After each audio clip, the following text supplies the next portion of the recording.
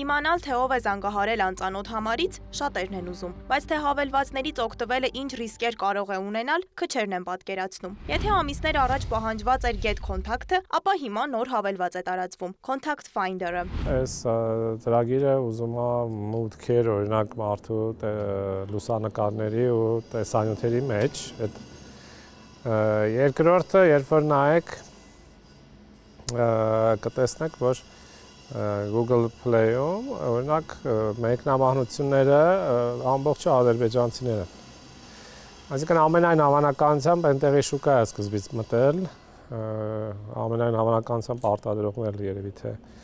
այնտեղից է, հետո սկսել են արդեն տարածվել։ Սամվել Մարտիրոսյանի խոսքով այս ծրագիրը 1 տարի է արդեն կա, սակայն հիմա սկսել են թիրախավորել հենց հայկական լսարանը, Facebook-ում տարածելով հայերեն տեսահոլովակ։ Դուք մուտքագրում եք մի թիվ ծրագրի մեջ։ Կասկածելին նաև այն է, որ կայքի գրանցման ժամանակ փակել են բոլոր գրանցման տվյալները, մենակ երևում է, որ Իսրայելում է գրանցումը եղել կայքի դոմեյնի, ինչը էլի լավ նշան չի, հաշվի առնելով, որ բազմաթիվ տենց կիբերգործողություններ այսօր Ադրբեջանը անում է Իսրայելի տարբեր ընկերությունների օգնությամբ։ Նոր ծրագիրը Get Contact-ն է հիշեցնում, որը թուրքական ծրագիր է։ Այն հեռախոսից մեծ տվյալներ է ստանում, թարմացվելուց հետո էլ ավելի է մեծացնում վերցվող ինֆորմացիայի ծավալը, քանի որ մարդիկ սովորաբար առանց կարդալու որոշակի թույլտվություններ են տալիս հավելվածին։ Նման ծրագրերը հեռախոսից ջնջելուց հետո ինֆորմացիայի արտահոսք էլ չի լինում, սակայն մեկ անգամ ներբեռնելն էլ հերիք է հաքերներին մեծ ինֆորմացիա թողնելու համար։ Պատկերացրեք, եթե օրինակ նույն Get Contact-ը կամ այս ծրագիրը օրինակ մի 10-20 հազար հեռախոսի մեջ ներբեռնվի,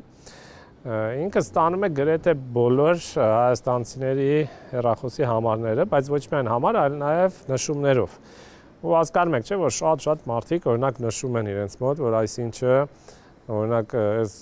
Գագիկը ՊՆ-ի աշխատող է։ Մյուսը նշում է, որ Գագիկը փող գնդապետ է, մյուսը նշում է, որ Գագիկը այսինչ վարչությունում է, նայած ամեն մարդ իր ձևա չէ նշում, կամ ԱԱՑ-ում է աշխատում եւ այլն, ու փաստացի, երբ որ դու շատ տվյալ ունես, դու կարող ես գրեթե բոլոր, օրինակ ԱԱՑ-ի աշխատողների ցանկը հավաքել, անուն, ազգանուն, հեռախոսի համար։ Սամվել Մարտիրոսյանի խոսքով սա բերում է լուրջ խոցելիության ամբողջ ազգի համար։ Նման գայթակղիչ ծրագրերից օգտվելու միակ անվտանգ տարբերակը զրոյացված հեռախոսի մեջ ներբեռնելն է, որում որևէ տվյալ չի լինի։ Այսպիսով չի վնասվի ոչ օգտատերը, ոչ նրա շրջապատը։ Էմիլիա Հոսյան, Էդգար Դավթյան, Լուրեր։